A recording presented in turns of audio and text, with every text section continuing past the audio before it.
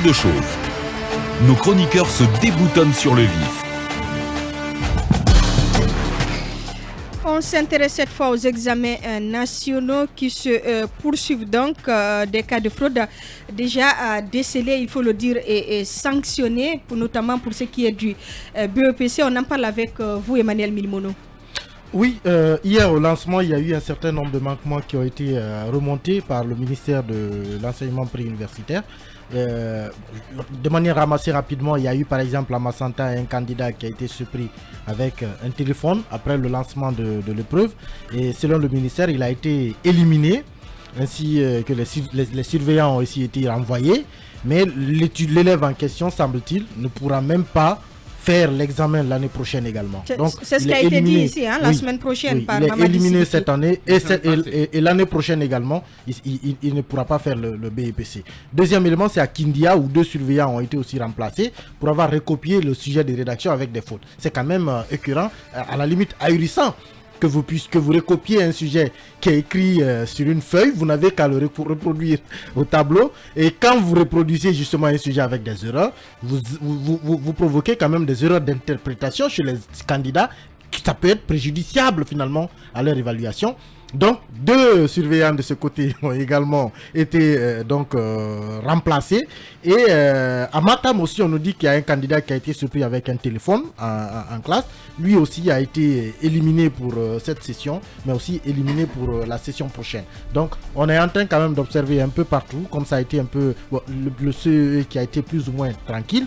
Et comme je le disais hier, le haut niveau de la fraude n'est pas encore arrivé, c'est au niveau du baccalauréat. Mais déjà on commence à voir les prémices parce que plus on monte, plus l'audace de frauder est là. Les élèves du CE, évidemment, ils sont moins courageux à tenter de frauder parce que c'est des enfants qu'on peut facilement maîtriser. Mais le BEPC donne les prémices. J'espère que déjà le dispositif tel qu'il fonctionne avec le BEPC pourra faire en sorte que le bac soit encore plus renforcé que le BEPC et que les résultats soient ceux-là que chacun mérite. On voit tout ceci donc avec Ansa Diawara. Il est le porte-parole du MENA. Il est en direct. Bonjour et bienvenue, monsieur Diawara.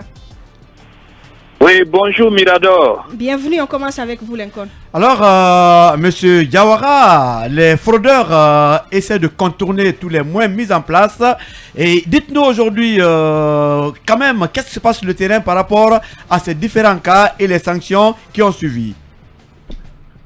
Bien, merci. Je voudrais saluer vos millions d'auditeurs qui sont en train de vous pratiquer. Ce qui est clair, les fraudes sont inhérentes aux examens, mais l'important c'est pouvoir les circonscrire et les attraper.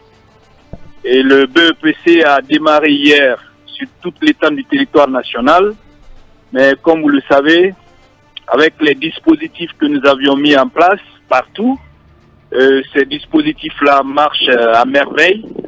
Pour cette première journée d'hier, nous avons pu mettre main sur certains fraudeurs qui ont fait des déviances dans au moins 3 préfectures. Disons 2 préfectures, une commune de Conakry. Et la première préfecture, c'est bien Massenta, précisément au lycée-collège de Sérédou. Un candidat, Mamadi Mariam Traoré, au PV 67-17, c'était dans l'épreuve histoire. Il s'est vu, en tout cas, surpris d'être découvert par le DPE de Massenta et le délégué, qui a été directement dépêché par monsieur le ministre qui a fait l'alerte qu'il y a un candidat qui avait sur lui un téléphone et dans la salle précise. Et exactement, le DPE a pris sa voiture, il est arrivé à Sérédou. Avec le délégué, ils ont effectivement trouvé le candidat avec son téléphone. Et comment est-ce qu'il a pu entrer dans la salle avec un téléphone? Justement, c'est la question. Tromper la vigilance. Il y a au moins 2 niveaux de fouilles. On nous a parlé de policiers à l'entrée, on nous a parlé d'enseignants surveillants devant les salles de classe. Mais comment il a pu quand même entrer avec un téléphone et que c'est seulement pendant qu'il est en train de traiter son sujet qu'on le surprend avec le téléphone? Et c'est surtout le ministre qui alerte tout cela. Est-ce qu'il n'y a pas un problème dans ce centre? Bon, il n'y a pas généralement de problème, mais vous savez, les enfants, ils ont trop de techniques, ils ont trop de façons de faire. Ce qui reste clair, quoi que vous rentrerez avec le téléphone, vous serez découvert. C'est qui est important. Mais sinon, quand vous parlez des techniques, souvent, quand je prends l'année dernière, il y a certains candidats qui étaient venus coller des téléphones sur les tables banques. Donc même si vous les fouillez dehors, vous ne trouverez pas de téléphone. Il y en a qui viennent déposer le téléphone dans les toilettes ou en tout cas, ils jettent le téléphone hors même de l'école. Mais quand il y a une petite sortie, ils peuvent les prendre. Mais par légèreté de certains surveillants pour non-fouille, ils peuvent entrer avec. Donc, mais ce qui est important aujourd'hui, c'est qu'ils ne peuvent pas utiliser ce téléphone parce que quiconque rentrerait avec un téléphone, il va découvrir, c'est le cas, le ministre est resté, je ne vous dirai pas quelle technique, mais nous avons aujourd'hui ce dispositif. Dès que vous sortez le téléphone, vous êtes automatiquement vu et vous êtes extirpé de la salle. Les sanctions sont quand même sévères. Les sanctions sont quand même sévères. Pas du tout. Cet examen est celui de Non, pas du tout. prochaine. Pas du tout. Pas du tout. Les sanctions, elles sont pas du tout, Arissatou. Pas du tout. On va laisser répondre. C'est pas vous qui allez répondre à ça. Pas du tout. Non, pas du tout. Pas du tout. C'est normal. Alors, ce que madame dit, elle a raison parce que si l'année dernière, nous n'avions pas toute la plénitude dans nos sanctions parce que nos règlements généraux n'étaient pas révisés, nous étions bloqués quelque part. Mais cette année, ces règlements généraux ont été révisés. Les sanctions peuvent tomber à tout moment. Il y a des sanctions disciplinaires, mais il y a aussi des sanctions judiciaires. C'est pourquoi lorsque nous prenons des objets sur des candidats ou en tout cas n'importe quel agent, en tout cas du processus, les objets sont consignés et transmis à monsieur le procureur général de la République pour des fins d'enquête et de poursuite judiciaire. Ça, c'est bien fait, sans oublier qu'il y a le conseil de discipline qui va tabler dessus, mais la sanction la plus urgente, les intéressés sont vidés si c'est un candidat, il est renvoyé de l'école et il n'a pas son examen cette année, il est ajourné pour l'année prochaine. Si ce sont des surveillants, renvoyés également, et 2 années de suspension pour tous nos examens, sans oublier les sanctions pénales. C'est pour dire que cette fois-ci, c'est encore plus sévère que l'année dernière parce que l'année dernière, nous étions bloqués parce que nous n'avions pas cette possibilité de porter plainte. Mais l'article 84 du chapitre 10 nous donne cette, en tout cas, possibilité de porter plainte. Le ministre lui-même, dans l'article 91, peut porter plainte contre n'importe quel agent, n'importe quel candidat au cours de cet examen. Même après l'examen, quand la faute est retrouvée, vous pouvez être sanctionné, votre diplôme peut être annulé. Donc voilà, cette fois-ci, c'est sévère. D'accord, allez-y. Alors, Monsieur Diawara, j'aimerais savoir, vous avez parlé de légèreté au niveau des surveillants, par exemple. On a aussi lu qu'il y a eu des surveillants qui étaient en salle sans conformité, par exemple, au niveau de leur badge, où il n'y a pas de photo, ils ont été radiés et tout. Donc, est-ce que le fait d'avoir prêté serment, beaucoup de gens ont dénoncé cela, le fait d'avoir prêté serment n'a pas servi alors? Bon, peut-être c'est vous qui parlez comme ça. Ce qu'on peut vous dire, pour nous, le fait de prêter serment, ça portait. Parce que dès que vous prêtez serment et vous déviez, tout de suite, vous êtes découvert. Et vous êtes frappé par nous, automatiquement. Et regardez les surveillants qui ont laissé faire. Mais automatiquement, ils ont été pris. Le serment est très important parce que le serment, non seulement vous serez puni par nous-mêmes, mais les livres saints vont vous punir, Dieu va vous punir. Donc moi je vois pour nous le serment bien porté et ça fait aujourd'hui que ceux-là qui ont prêté serment, la plupart des cas, alors c'est dissuasif, ils se retiennent, ils se ressaisissent. Mais même pour ceux qui ne croient pas à une religion. Et les païens et animistes qui prêtent serment sur la Bible et le Coran, qu'est-ce que vous à quoi dites? cela renvoie? Chose, monsieur Lincoln, les païens, les athées qui mettent leurs mains sur le livre saint, c'est pas moi, demandez l'imam, demandez les prêtres, lorsque vous mettez votre main sur un livre saint, alors que vous n'êtes même pas croyant, ça vous frappe plus que celui qui est religieux. Je vous informe. Allez-y, Bassirou. Alors, Monsieur Diawara, il y a quand même un détail que moi j'ai envie de comprendre. Pour le cas de Massanta, vous nous dites que c'est le ministre qui a informé le DPE. Le DPE quitte Massanta pour aller à Séridou. C'est vrai, c'est pas à distance. Ça peut vous faire 30 minutes ou 45 minutes en voiture. Mais il n'y avait pas possibilité sur place de trouver quelqu'un qui aurait pu arrêter tout de suite cette fraude. Ça veut dire, en fait, je reviens à ma question, c'est peut-être que ce centre, est-ce que vous doutez finalement que dans ce centre, il y a un problème d'envergure? Parce qu'il faut déplacer le DPE de Massanta pour venir constater une fraude à Sérédou. Bien, vous devez comprendre le contexte dans lequel le ministre a appelé le DPE. Vous savez, le ministre n'a pas les numéros, les contacts de tous les délégués qui sont là. Et la proximité aidant, c'est ce qui a fait que le DPE a été dépêché, non seulement pour constater de visu ce qui se passe, mais aussi c'est pour, en tout cas, mettre en exergue, voire même vérifier ce que le ministre a dit à distance, les dispositifs que nous avons mis pour dire que ça a bien marché. Sinon, le DPE pourrait lui-même rester à Macenta après le délégué, parce que dans tous nos centres, vous avez des délégués, vous avez des superviseurs. Moi qui vous parle actuellement, je suis dans la région de Mamou, je fais la navette entre les 3 préfectures, je suis précisément comme ça là-bas, mais ici, il y a non seulement le délégué, il y a le superviseur que l'IRE envoie, il y a les nationaux qui viennent, et voilà, c'est encadré. Mais le ministre, il appelle qui il veut, les numéros qu'il a, c'est de ça il fait, il l'utilise. Donc c'est pas fait qu'il y a personne qui peut le faire, mais le ministre a jugé nécessaire d'appeler le DPE parce qu'il est plus proche. Allez-y, Monsieur Ansa Yawara, l'autre constat, ce sont les difficultés liées à la mobilité des candidats lors de ces évaluations nationales. On a vu des élèves, des candidats totalement trempés ces derniers jours. Qu'est-ce qui est préconisé, notamment par le département, pour revoir le calendrier des examens ou encore voir ce qui peut être fait pour notamment faciliter la mobilité des différents candidats lors des évaluations nationales? Bien, alors, de toute façon, vous savez, après chaque examen, après les examens nationaux de chaque année, nous tirons des leçons. C'est une situation que nous allons revoir. Parce que la saison hivernale, c'est embêtant. Mais figurez-vous que l'année dernière, par exemple, on a fait les évaluations en pleine saison hivernale. Peut-être cette année, on vient de démarrer avec les pluies. Mais l'année dernière, avec l'affaire du Covid-19, on a fait les épreuves au mois d'août, juillet, août. Il pleuvait, hein. Mais ce qu'il faut dire aussi à ce niveau, les dispositifs avant le calendrier, parce que le calendrier, c'est 9 mois. Du coup, ce n'est pas nous seulement, c'est partout dans la sous-région, partout dans le monde.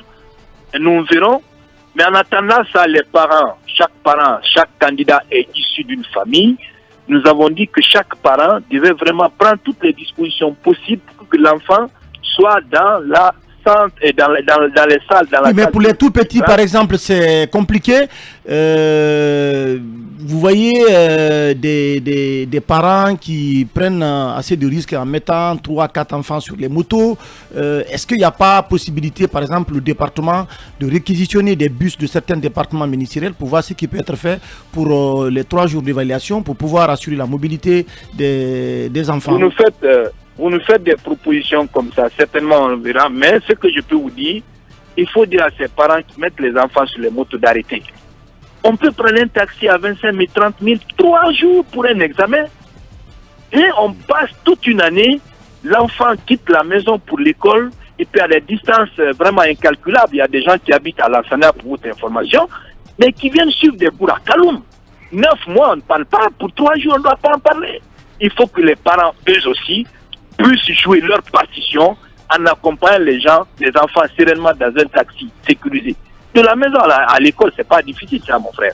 Mais néanmoins, comme vous l'avez dit, on tirera des leçons par rapport à ça. Monsieur Ansa Diawara, j'apprends que chez mes amis dans la région de l'Abbé, chez mes oncles à Kindia, des enseignants ont été exclus de la surveillance parce que les uns ont refusé de prêter serment et les autres n'ont pas été capables de rapporter des sujets au tableau. Qu'en est-il? Bien, alors il n'y a pas seulement que l'abbé. Au fait, cette prestation de serment, elle n'est pas obligatoire. Nous avions dit quiconque voudrait faire ce processus. Et moi qui vous parle, j'ai prêté serment avant de venir sur le terrain. Donc, il est prévu que tout agent, en tout cas, devant servir à ce processus, prête serment. Donc, si quelqu'un ne veut pas servir, vraiment, il n'est pas obligé de prêter serment. Ceux qui l'ont fait à Mamou ont été exclus, à l'abbé également exclus. Et vous voyez, donc les principes sont respectés, M. Lincoln. C'est aussi simple que ça. À quel moment ils ont refusé? Maintenant, À quel moment ils ont refusé? mais quand l'opération était là, quand je prends par exemple Mamou, vous savez, cette prestation se fait par des escaliers. Si les IRI avaient fait à Kankan, à Conakry lors de l'atelier, les DPE lors de l'atelier, eux, à leur retour dans leur région respective, leur préfecture respective, ils ont fait passer aussi leurs agents à l'épreuve. Maintenant, au niveau de la surveillance, avant l'examen, tous les surveillants sont réunis un jour avant le jour J. Ils sont réunis, chacun prête serment, et avant d'être en classe le lendemain. Monsieur Diawara, la Guinée est un pays laïque. D'autres étaient exclus du côté de Kindia, on apprend. Parce qu'ils n'ont pas pu rapporter le sujet au tableau. Effectivement, c'est le ministre lui-même qui était là hier à Kindia, à l'école primaire Kondeta 1. Il s'agit de M. Moussa Kamara à EP Segaya, M. Mamadouba Bangoura, enseignant communautaire à EP Da Salam Sefari. Voilà, donc ces deux, pour des erreurs de report de l'épreuve de rédaction au tableau, ce n'est pas normal parce que dès qu'il y a une faute, je vous dis par exemple, quand la dernière phrase, on a parlé de quelqu'un qui doit faire, qui a passé à être après ce qu'il doit faire. Alors, à la fin, on dit rapporte ses propos. Si vous écrivez rapporte ses propos, ça dénature l'épreuve. Donc, l'enfant ne comprendra pas. Donc, de tels enseignants, dès que le ministre a vu, il ne s'est pas retenu. Tout de suite, il les a renvoyés. Ils vont être suspendus pour 2 ans. D'accord. Donc, ça...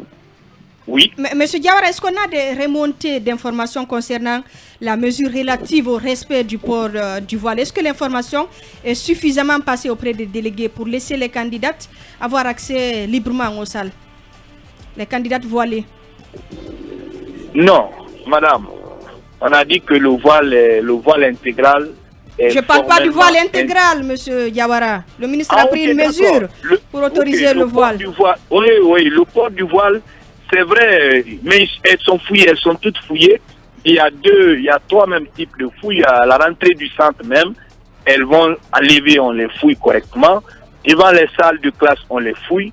Et à l'intérieur de chaque salle, si possibilité il y a, le surveillant peut à tout moment fouiller quelqu'un. Donc je pense que l'information, elle est liée, elle peut porter, mais sous condition d'être fouillée. Donc des candidates n'ont pas été,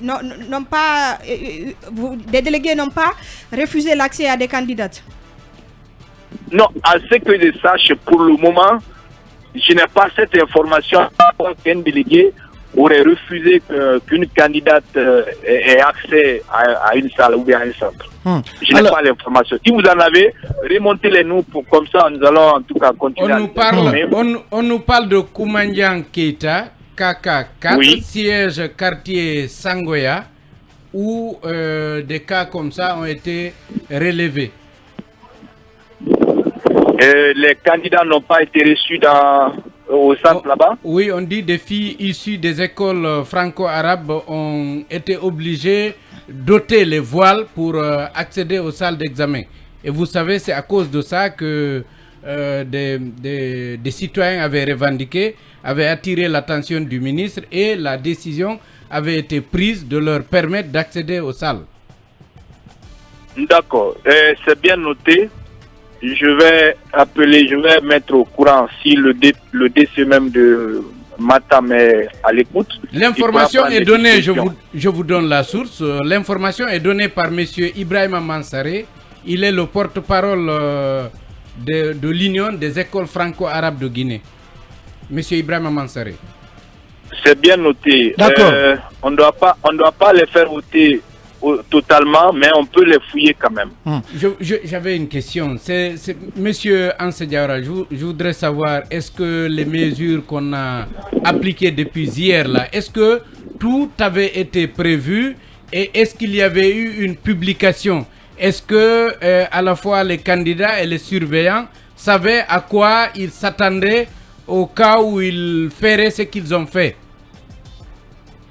Oui, mon frère, toutes les informations, d'abord, ce que nous sommes en train de dire sont contenus dans les règlements généraux que nous venons de réviser. Chaque DCE, chaque directeur préfectoral a une copie et arrivé à destination, à leur tour, ils ont fait le dispatching. Donc les informations sont parties et nous-mêmes en tant que responsables de l'information au niveau du département, nous sommes passés sur beaucoup de médias pour diffuser et sur notre plateforme également, nous avons porté les règlements généraux.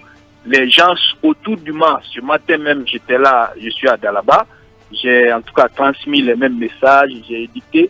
Mais ce que vous devez savoir, vous êtes un très bon Guinéen, vous savez, notre comportement c'est aller contre la loi, vous le savez. Donc ils sont bel et bien informés, mais tous les jours que Dieu fait, le Guinéen va contre la loi et c'est pourquoi nous sommes très rigides là-dessus. D'accord. Aucun ne sera toléré par rapport à ça. Monsieur Ansa, le bilan que vous présentez n'est pas celui d'un groupe d'étudiants et d'enseignants sur le terrain parce qu'il note que par endroit, il y a, on note par exemple l'absence de la biométrie, des détecteurs de métaux, beaucoup de fraude sur le fichier, mais également beaucoup de doublons sur le fichier du BEPC. Ils disent même que ces évaluations ne sont pas du tout sécurisées et il y a des milliers de cartes aussi qui sont sans photo. Comment est-on arrivé à cette situation alors que le ministre, le département a pris des engagements fermes pour dire que toutes les conditions sont réunies pour vraiment réussir ces évaluations nationales? On apprend aussi que les PV pourraient s'effacer, il n'y a pas de sécurité sur les fiches. Non. Bien, alors je réponds, vous savez, bien que moi, parce que vous êtes plus liés à la technique, à la technologie que nous autres, chaque fois qu'il y a des situations, il y a des erreurs. Et une école, un candidat par exemple peut s'inscrire dans l'école B en octobre, et les listes sont remontées, il quitte l'école là, il va dans l'école Z, et après on remonte encore là-bas. Donc vous avez le seul candidat, son nom est remonté 2 fois. Alors maintenant, comme nous n'avons pas encore fait la chose, comment on appelle ça, la biométrie, vous voyez, il y a deux prénoms, pardon, il y a deux PV pour une seule personne. Maintenant, à la fin, là, c'est pourquoi partout où il y a les doublons ont été écrasés. Si vous avez vu des attroupements au niveau de certaines directions communales à Conakry, parce que généralement, ce problème-là, c'est à Conakry. C'est là-bas les gens se déplacent. Monsieur Ansa, moi je voudrais insister sur ça. Comment expliquez-vous cela que des milliers de cartes soient retrouvées sans photo? Ça, ce n'est pas une erreur, à mon avis, c'est de la fraude. C'est de la fraude? Non, ce n'est pas de la fraude. Vous savez, c'est très simple. Je vous ai expliqué. Vous êtes sur la liste A de l'école A. C'est là-bas que vous avez été photographié. Maintenant, vous avez quitté pour une autre école B. On a remonté la même liste, mais là-bas, vous n'avez pas été photographié. Vous avez vu, les cartes peuvent sortir. D'un côté, tu as ta photo, de l'autre côté, tu n'as pas ta photo. Mais c'est le département qui doit régler cela. Non, nous sommes en train de régler. C'est pourquoi il a été dit de supprimer d'abord tous les doublons. Tous ceux qui ont cette posture-là, on supprime et ils reviennent, on les reprend et on les photographie automatiquement pour qu'ils soient réinsérés dans le listing. On termine avec vous, Emmanuel. Une question sur le baccalauréat avant de le laisser partir. Alors, vous avez déjà des signaux avec le BEPC parce qu'on a vu quand même un CE plus ou moins tranquille, mais le BEPC réveille les anciennes habitudes de fraude notamment.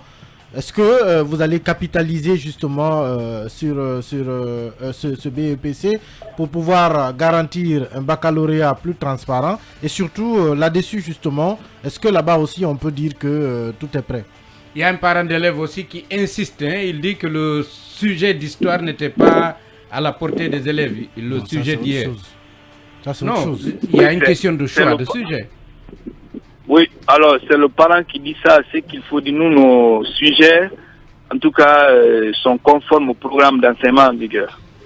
Et je reviens sur la question de l'autre, je pense que les dispositions sont prises, Ce que je puis vous dire, prenez le cas de la gendarmerie. Nous avons de la gendarmerie partout, les postes de gendarmerie, mais cela ne finit pas le banditisme. Dans toutes les évaluations, qu'il s'agisse de la Guinée, la France, partout, il y a des fraudeurs. Mais l'important, c'est quoi? C'est le fait que nous ayons mis des dispositifs sur place, qui puissent les prendre, c'est tout. Ce qui reste clair, les dispositions sont prises. Vous avez parlé des détecteurs de métaux. On les utilise et ils seront utilisés partout. Pas dans tous les centres. Pas dans tous les centres. Bon, de toute façon, mon frère, citez-moi un seul centre qui n'a pas de détecteur. Non, mais je vous dis qu'il y a un cabinet qui est de l'association des élèves étudiants qui mène des opérations sur le terrain. Nous allons l'entendre ici progressivement. Nous allons l'entendre dans nos éditions d'information. Il dit qu'il y a des centres où il n'y a pas de détecteur de métaux. Il y a aussi des candidats qui sont assis deux par table, hein, quelque part. Beaucoup de manquements. Selon Michel Pépé Balamou. Non. Dans tous les centres, nous avons fait une évaluation. Dans tous les centres, c'est 30 par salle et puis parfois même 29. Mais il n'y a jamais au-delà de 30. Il y a 30 bancs. S'il y a 2 par salle, par banc, ça peut arriver par exemple qu'il y ait des intempéries. Et une rangée qui longe les fenêtres. S'il y a du vent ou des pluies, le surveillant peut spécialement s'occuper de la rangée et en les mettant 2-2. Ça peut arriver.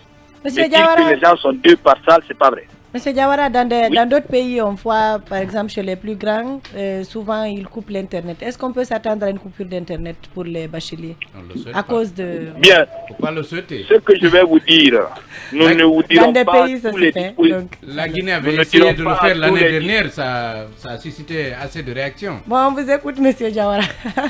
Voilà, je vais vous dire, en Guinée, quand vous préparez la journée, le malfaiteur se prépare la nuit pour détruire. Nous, on ne va pas vous mettre à nu tout ce que nous avons comme dispositif. Mais ce qui reste clair, je vous rassure que nous avons des dispositifs qui sont là et qui peuvent vraiment prendre. Voilà, donc ce qui reste clair, nous passerons que les meilleurs, nous ne laisserons jamais passer de la fausseté, en tout cas pour l'intérêt de la nation. Ça sera donc Soyez le rassurés. mot de la fin. Merci beaucoup à vous, Ansa Diawara, et bon séjour du côté de Dalaba. Merci bien à tous vos chroniqueurs.